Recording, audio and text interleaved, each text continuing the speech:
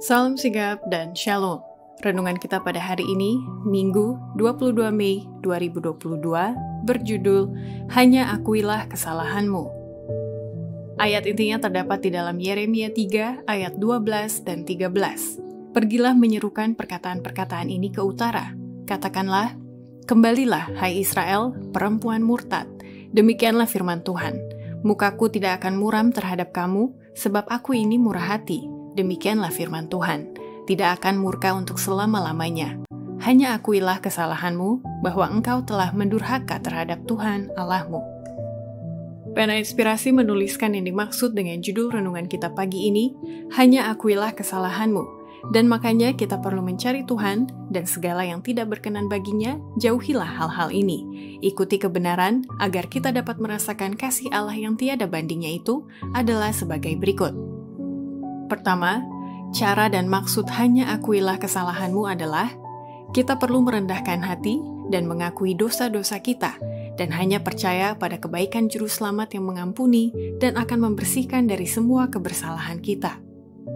Dosa-dosamu mungkin bagaikan gunung di hadapanmu, tetapi bila Anda merendahkan hati dan mengakui dosa-dosamu, percaya pada kebaikan Juru Selamat yang telah disalibkan dan bangkit, maka Ia akan mengampuni dan akan membersihkanmu dari semua kebersalahanmu.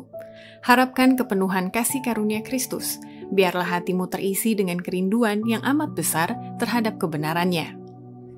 Kedua, cara dan maksud hanya akuilah kesalahanmu adalah kita perlu berusaha dengan sungguh-sungguh mencari keampunan dosa sambil merendahkan dirinya di hadapan Allah dengan jalan mengakui kesalahan.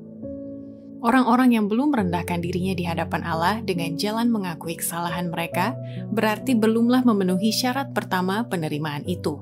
Jika kita belum mengalami pertobatan yang tidak perlu disesalkan, serta belum mempunyai rendah hati yang sejati dalam jiwa dan roh, pengakuan yang luluh mengakui dosa-dosa kita, jijik akan kesalahan-kesalahan kita, berarti kita belum berusaha dengan sungguh-sungguh mencari keampunan dosa. Dan jika kita tidak pernah mencarinya dengan sungguh-sungguh, maka kita tidak akan pernah mendapat damai Allah.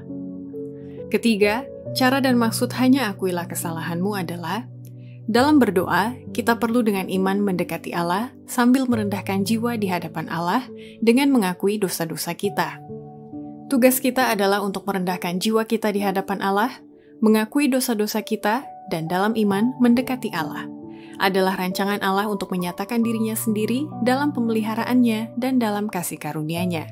Sasaran doa kita haruslah kemuliaan Allah, bukan untuk kemegahan diri kita sendiri. Keempat, cara dan maksud hanya akuilah kesalahanmu adalah kita perlu mengakui dosa-dosa khusus dan kesalahan yang dilakukan di hadapan orang banyak. Pengakuan yang sesungguhnya senantiasa merupakan satu sifat yang unik, serta mengakui dosa-dosa khusus pula. Mungkin keadaan dosanya itu sedemikian rupa sehingga harus dibawa ke hadapan Allah saja. Mungkin pula kesalahan-kesalahan mereka itu haruslah diakui kepada orang-orang yang telah menderita karenanya. Atau mungkin pula kesalahan yang dilakukan di hadapan orang banyak, maka perlu diakui di hadapan orang banyak. Tetapi semua pengakuan haruslah pasti langsung pada sasarannya, mengakui dosa yang nyata-nyata telah dilakukan. Demikianlah renungan kita pada hari ini, kiranya Tuhan memberkati kita semua.